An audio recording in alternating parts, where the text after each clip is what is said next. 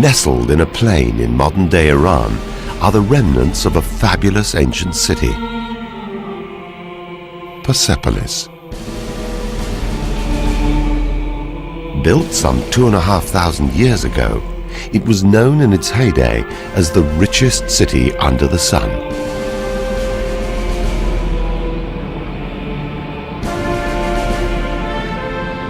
Seized and burned by Alexander the Great's conquering army, shaken by uncounted earthquakes, damaged by 25 centuries of rain and fluctuating temperatures, Persepolis, the greatest of the royal residences of Persia, is now an ancient ruin.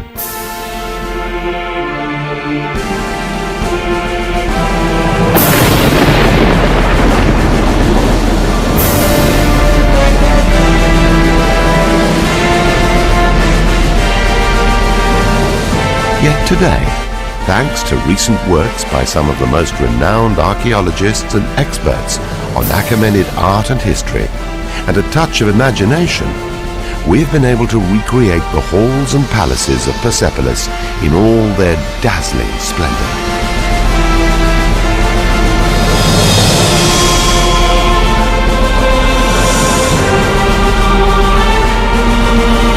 Perhaps we can now see why Persepolis was once known as the richest city under the sun.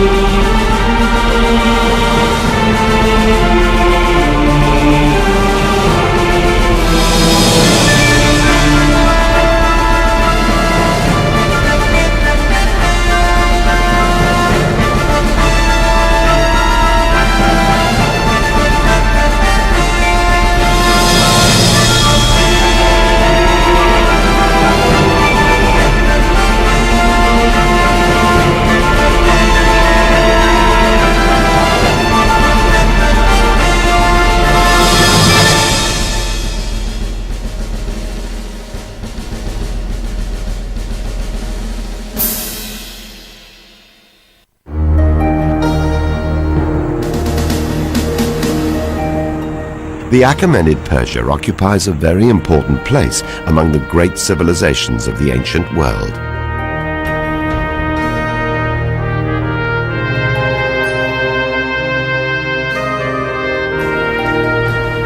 Two centuries before Alexander was born, the Persians formed the largest empire the world had ever seen.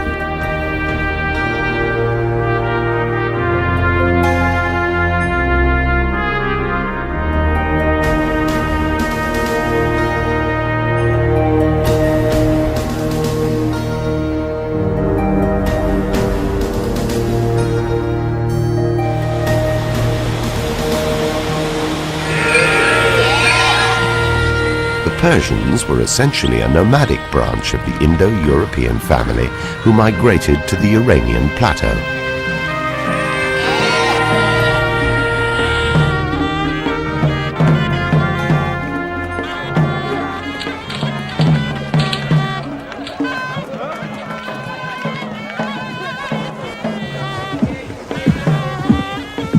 In 550 BC, Shiraz, a Persian chieftain and one of those rare leaders towards whom one cannot help but gravitate, laid the foundation of a very unique empire which was built on a model of tolerance and respect for other cultures and religions.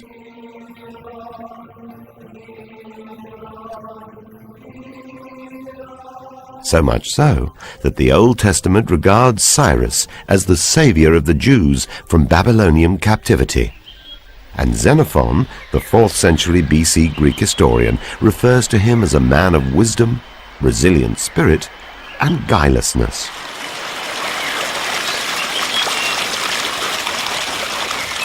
Shiraz was also famous throughout the ancient world for his love of gardeners.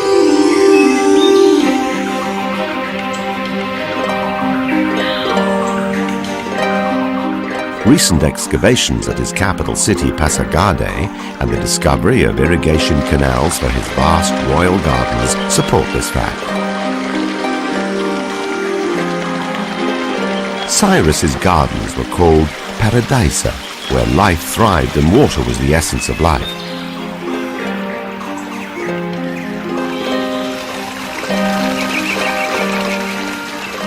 From the Persian world, paradisa, we have inherited the evocative word of paradise in English.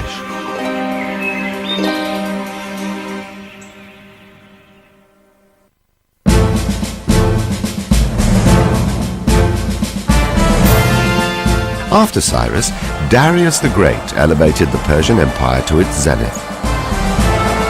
The empire now extended from the borders of India in the east to Greece on the Mediterranean, down to Egypt and Ethiopia in Africa, and up to what is now Russia and Eastern Europe.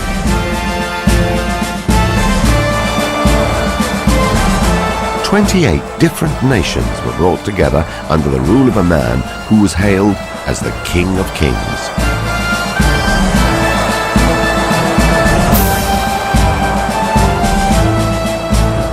To administer this vast empire, the Achaemenid kings established not one but 4 capital cities in various strategic locations: Babylon, Susa, Ecbatana, and finally the most magnificent of them all, Parsa, or as the Greeks called it, Persepolis.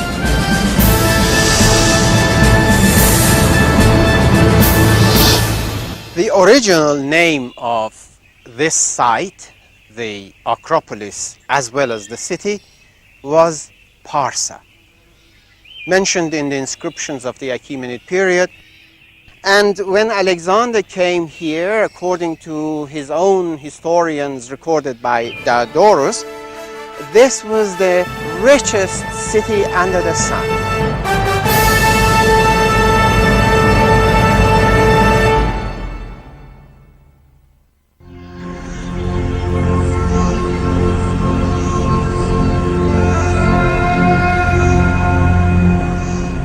Persepolis was founded around 518 BC.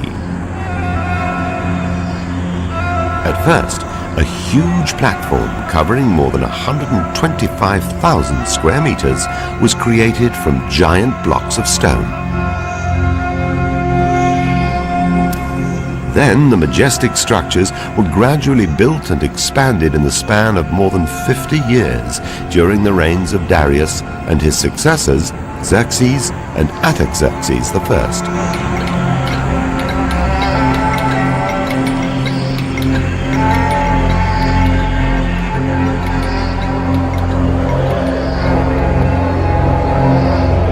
Clues to understanding the function of Persepolis are carved in its walls and staircases.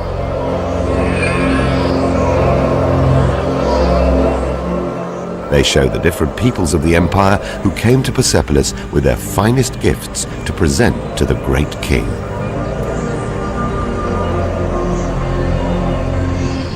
To this remarkable ceremonial center of a vast world empire, there came on New Year's Day, the vernal equinox on the 21st of March, many peoples, representatives of the various satrapies or governorships which Darius had established in the empire. They brought different gifts, lapis lazuli, bowls, and ewers. They brought their animals. They brought all sorts of things, from the Ionian Greeks to the Egyptians, the Babylonians, the Indians.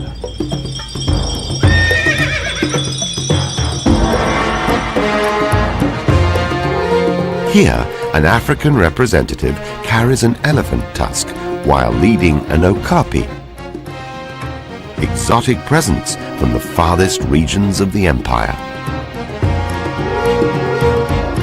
Fortunately, a number of objects that are quite similar to those depicted in Persepolis reliefs have been found in various countries, which were once part of the Persian Empire.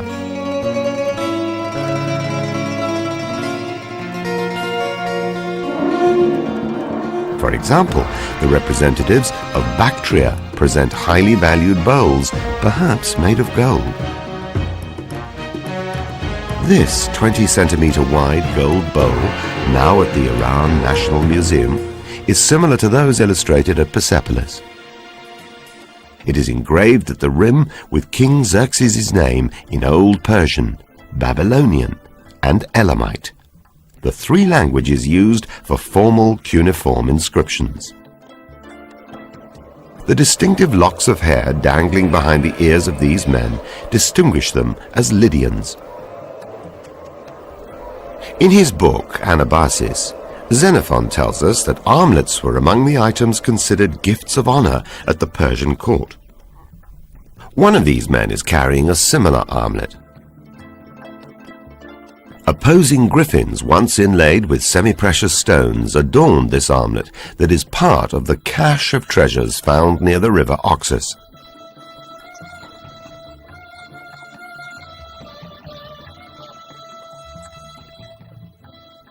The Oxus treasure, as it is known today, is on display at the British Museum.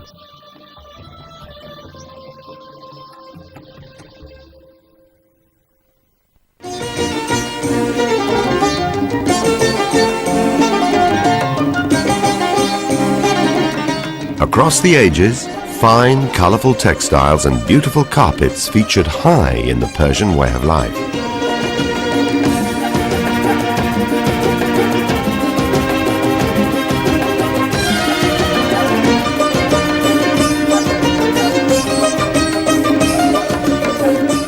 This long traditional love for varying colors and attractive designs could be seen almost on every artifact.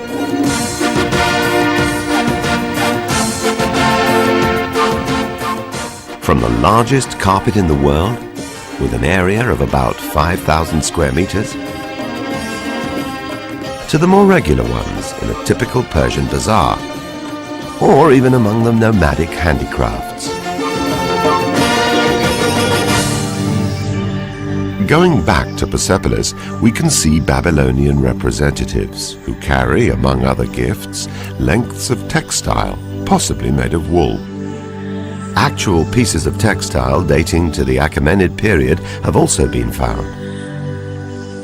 This piece of textile, along with the famous Persitic carpet, were frozen and preserved under heavy ice in southern Siberia, now on display at the Hermitage Museum in St. Petersburg, Russia.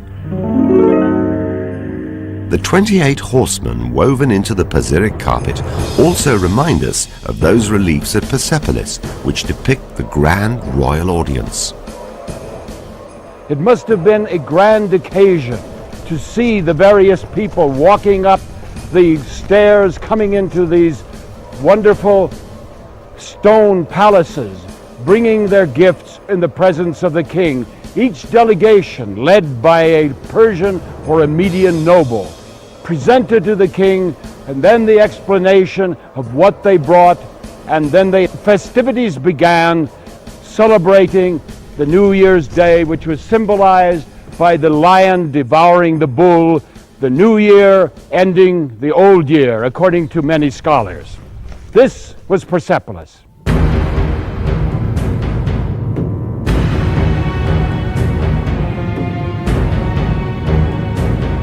Thus, Persepolis was not a military or political capital. It was first and foremost a majestic ceremonial complex where representatives of 28 nations and satrapies of the Persian Empire gathered and celebrated the highest feasts in the presence of the king. The formal presentation of gifts confirmed the loyalty of the subject nations and the power of the king. The procession towards the king followed a specific route through the complex, intended to maximize the impact of the architecture.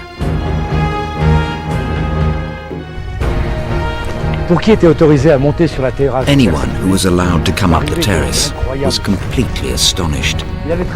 He has crossed a rich plain and he's now facing a huge terrace more than 14 meters high, which is covered with many beautiful and magnificent palaces. He was facing something he had never seen before. Each visitor would then proceed towards this astonishing monument. Access to the complex was through the Gate of All Nations. Two gigantic bulls reminded the guests that they were entering the heart of the Persian Empire.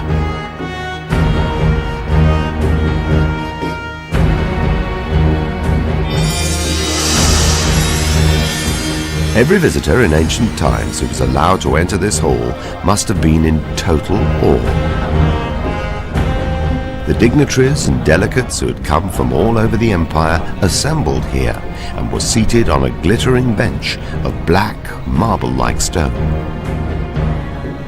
Then the military officials were guided to pass through the eastern gate and proceed towards the 100-column hall.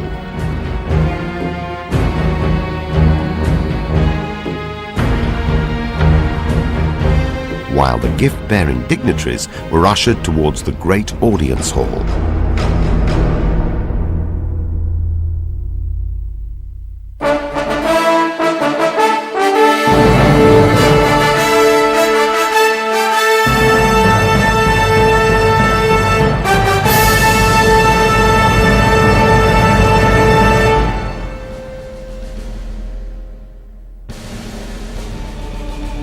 Each delegation was guided by a Median or a Persian official towards the royal audience hall, or Apadana.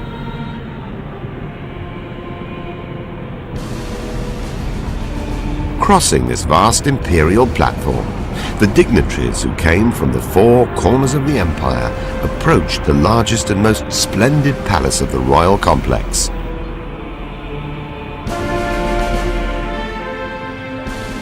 A series of steps in the north and east provided access to the hall.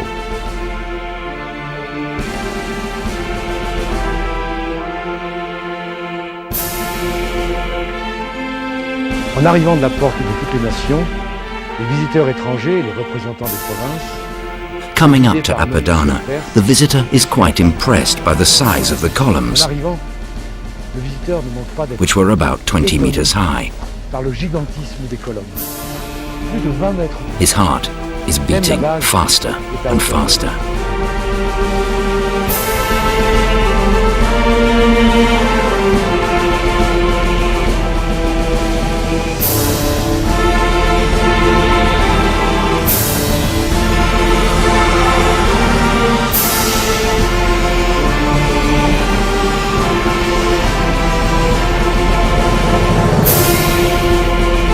Franchissant une porte gigantesque, Then, 50 passing through the dollars, giant doors that were 18 meters high, he would enter the huge audience une hall. immense salle de plus de 50 mètres.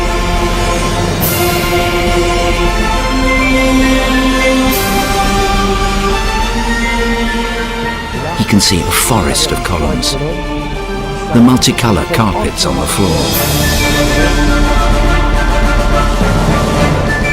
the beautiful decoration of the walls,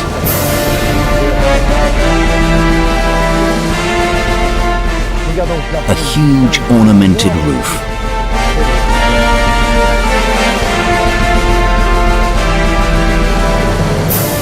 and finally, in the background, he would ultimately see the king himself seated on his throne.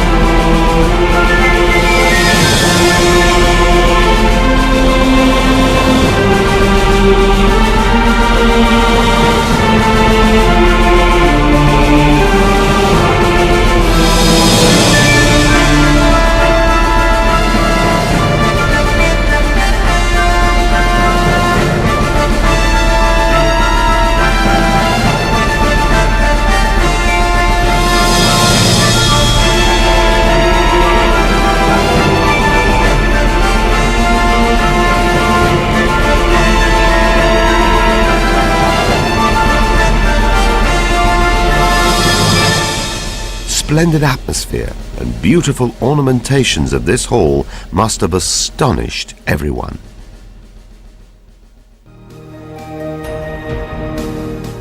Part of the original colourful glazed bricks used for the ornamentation of Apadana towers still remain today.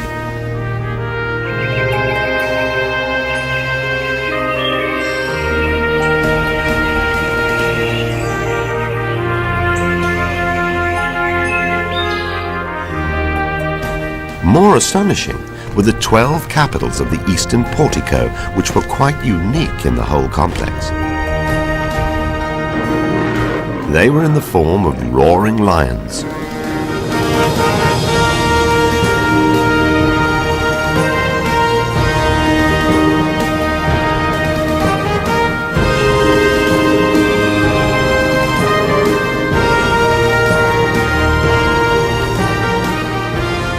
Gift receiving at Persepolis was how the Persian kings reinforced the loyalty of their subjects. But they had other methods to manifest the glory of their global empire.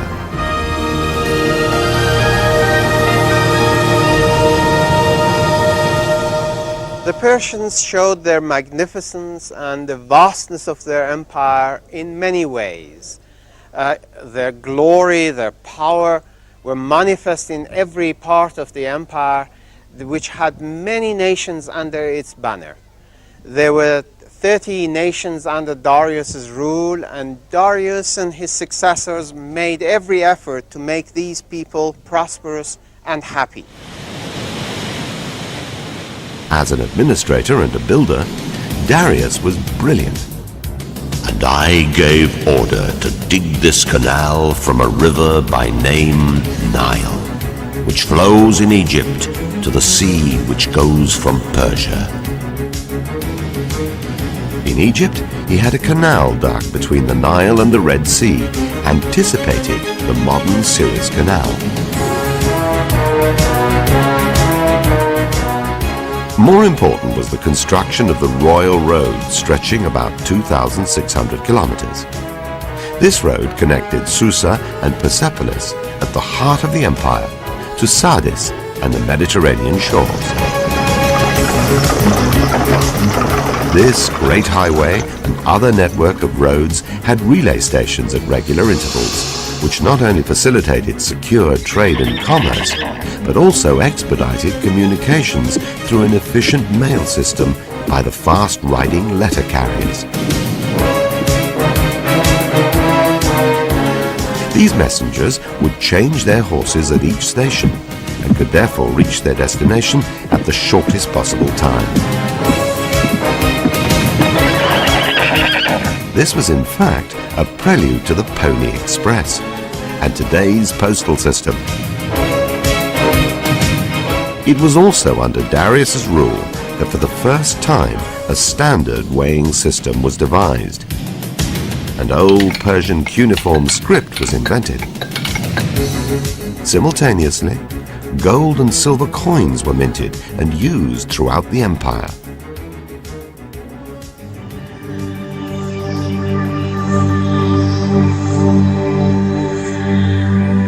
But their greatest achievement was the empire itself.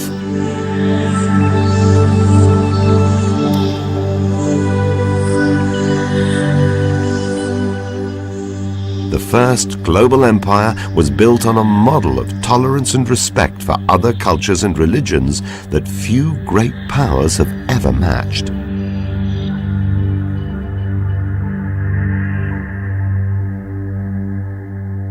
Tolerance was the key word in religions in this vast Achaemenid empire. But it was not only tolerance of other religions, it was actually encouraging them. Even though they were Zoroastrians, the Achaemenid kings did not seek to impose their will on other peoples. On the contrary, they helped them.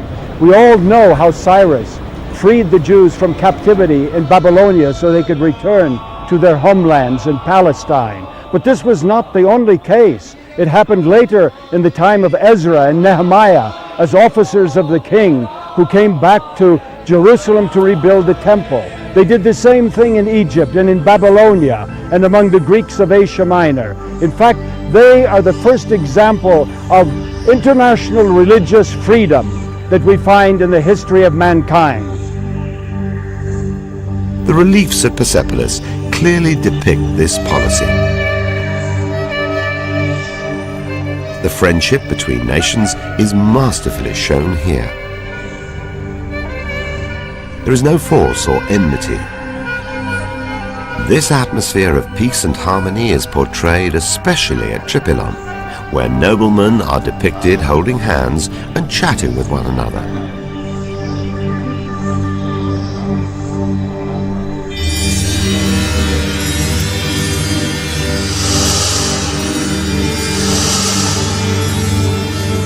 The Tripylon Palace was probably used by Achaemenid kings to hold council with high-ranking Persian and Median noblemen and state officials. It's therefore named by some experts as the Council Hall.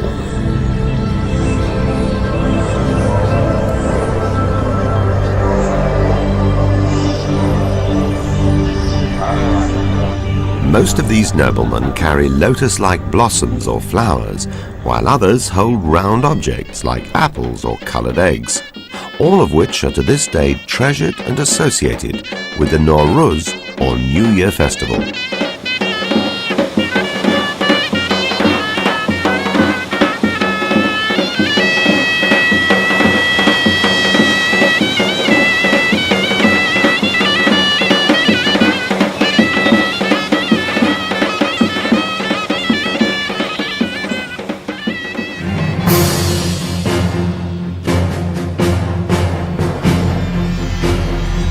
And here is the Persepolis Treasury.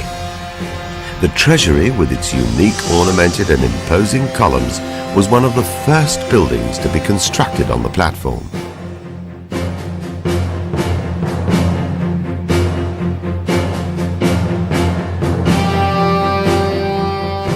What early Greek historians wrote about the wealth of Persepolis certainly was not an exaggeration.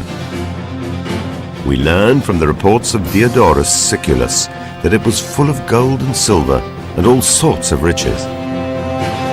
However, Alexander and his army did a very thorough job of looting and finally burning it down to ashes.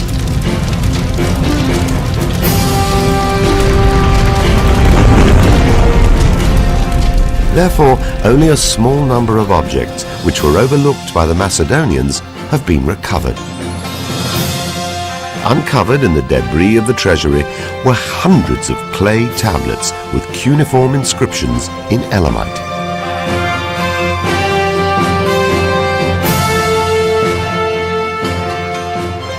This text says 11 karsha. Karsha is about 83 grams of silver supplied by a man called Shaka, paid out by Shaka, to workers who are described as woodworkers who are making images at Persepolis. And it's an issue authorized by the treasurer of Persepolis, a man named Baradkama, in the 4th year of Xerxes. These tablets clearly tell us that the workers at Persepolis were not slaves. In fact, the Achaemenid employed large numbers of men and women and paid them adequately in kind or cash according to their skills and nature of their work.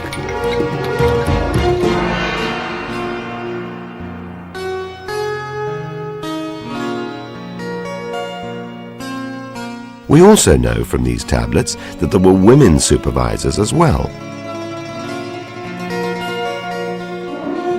In many instances, we have women who are called chief, Irshara, as the Elamite words in these tablets says. Sometimes they get double than men. If men usually get 3 units of grain per month, they get 5. And that all the working women received special benefits for their maternity. There are a whole series of texts that are special rations paid out to new mothers, to postpartum women. Payments that are meant to cover, to supplement rations for a whole year.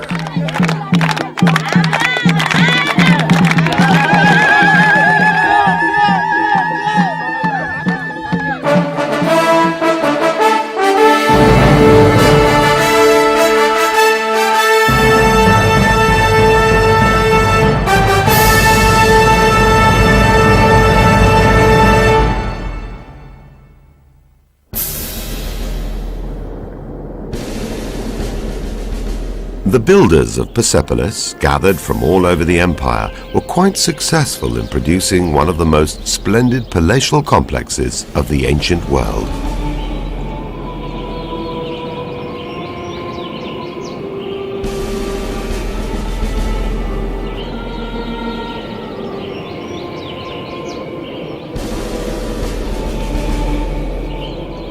In terms of beauty, it's difficult to find the right word.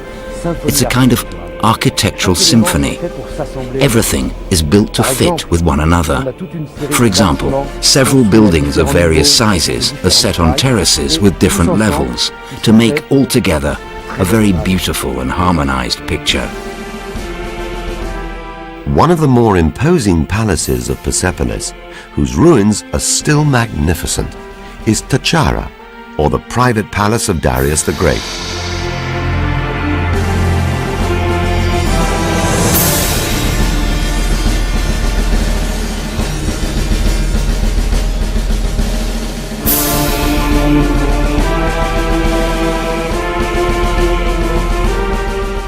This palace would have been dimly lit. The light would have been streaming through the windows.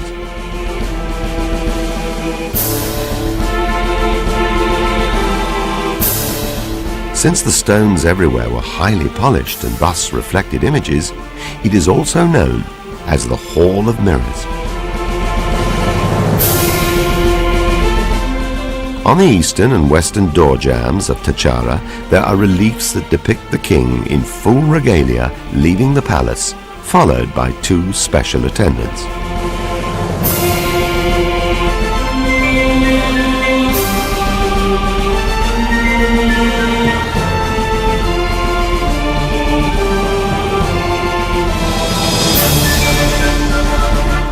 Another magnificent palace was the Hadish.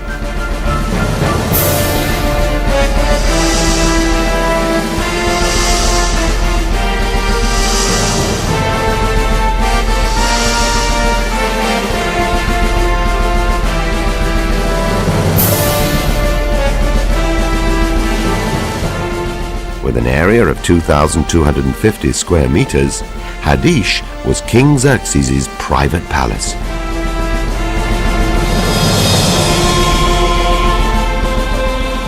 It was here that Alexander is said to have kindled his catastrophic fire. Therefore, of all the palaces in the complex, this one is completely destroyed. And even the bedrock foundation is burnt to the core.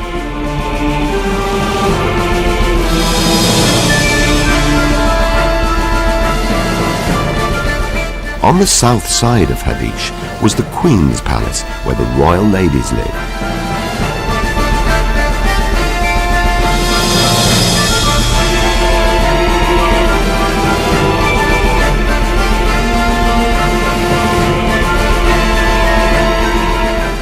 Its western wing was reconstructed in the 1930s and today houses the Persepolis Museum.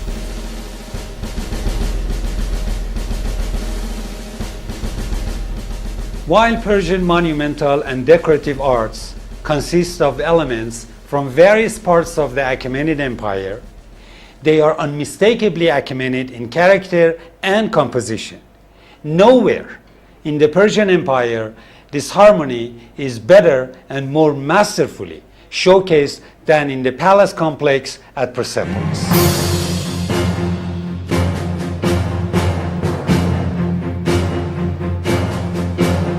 The largest palace in the complex was the 100-column hall.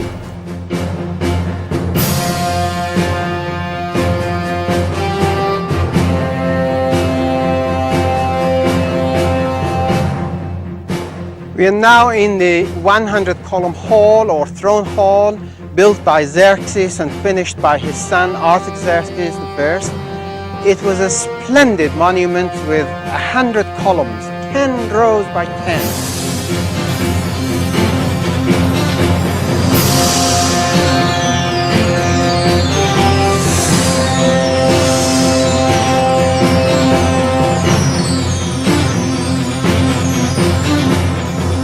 The columns were all black marble stone with bell-shaped foundation and torus with the capitals in the form of double-headed bulls.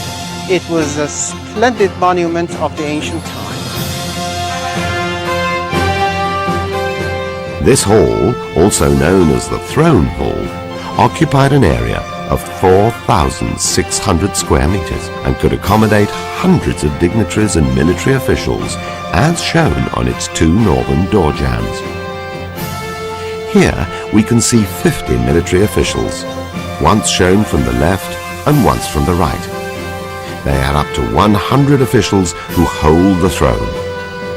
These are actually the military backbone of the empire and provide an exact analogy to the 100 columns of the hall.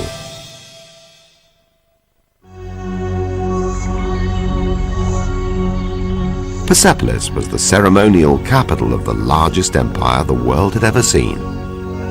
Darius the Great thus described it, "And I made it adequate, secure, and beautiful." But the beauty and splendor of Persepolis lasted only for 2 centuries. Its majestic audience halls and residential areas perished in flames when Alexander and his Macedonian army conquered and looted the city and its Acropolis in 330 BC. Alexander was a Macedonian. He first subdued the Greeks and then, pretending to be a Greek, he came here destroying the Persian Empire.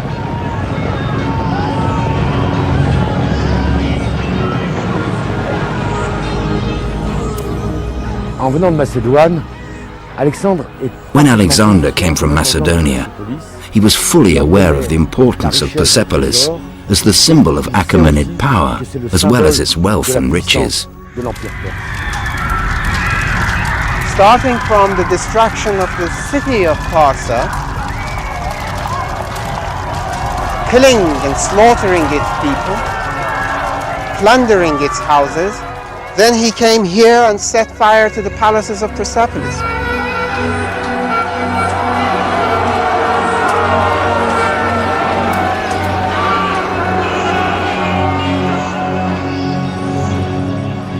Lorsqu'il arrive à Persepolis, When they arrived here, the city was defenseless.